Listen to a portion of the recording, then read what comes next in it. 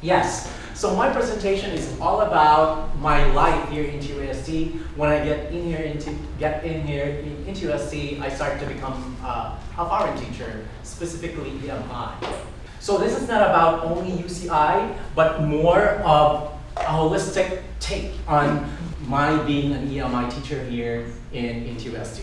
Okay, so next, how long have I been an EMI teacher?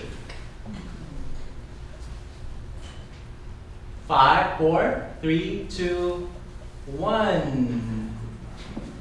All right. So the answer is all of my teaching life, starting year 2006. I am from the Philippines, and I have around 10 plus years of teaching.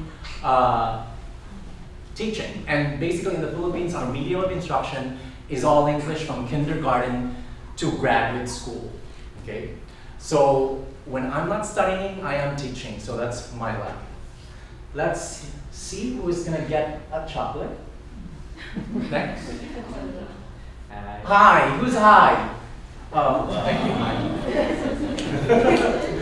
All right, next, please, Cherry.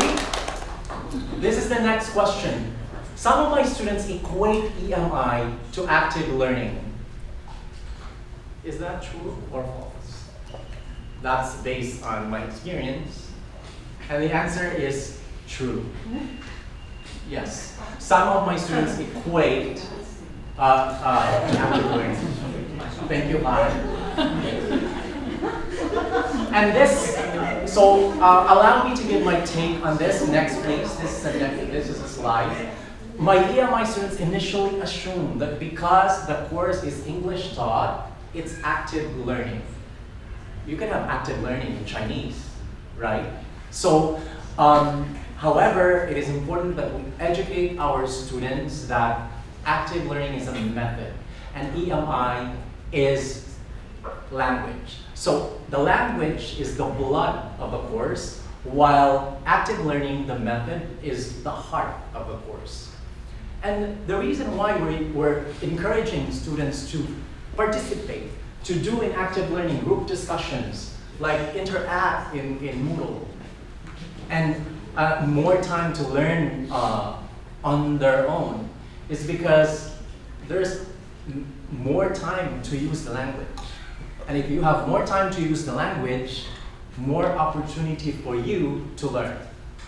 So active learning is good so that we have more time to use the language. I didn't use Chinese, so I don't learn Chinese. So the lesson is that you have to have more time to use the language so that you can learn the language, and as a result, you will have better understanding in your course content. Okay? So next question. What was the primary reason most of my EMI students began to show interest in participating? They wanted to improve their grades. They were curious about learning content through English. They preferred group works over lectures. They had prior experience studying abroad. The answer is they wanted to improve their grades. Really, even Taiwanese, we're talking about Taiwanese here, very competitive when it comes to their grade. And yes, they wanted to improve their grades. And what was that? Next slide, please. Oh no, let's have the chocolate first. Hi. Hi is here. Okay. So second, okay, thank you, Hi, for giving Lucky a chance. Next, please. So one of the reasons maybe why your students is hesitant to participate in the class, especially in speaking, in sharing, is because they always have this reason, I'm shy, right? But early on, once they learn that, okay, what's in it for me, then you can actually start pushing them to appreciate active learning so that they will have more time, again, using the language. So I did initially with incentives. In my class, I always have participation points participation points, and they know that I'm keeping track of participation points, and they know that it's going to affect their grades. So, but the long-term effect for that incentive will be, you will be known that it's just my teacher's way of holding the class. It's always like active learning, participating in the class.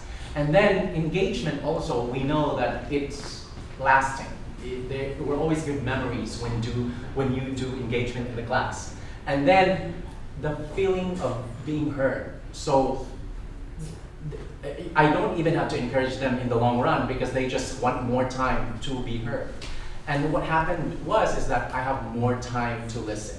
So I'm encouraging you, when was the last time you listened to your students?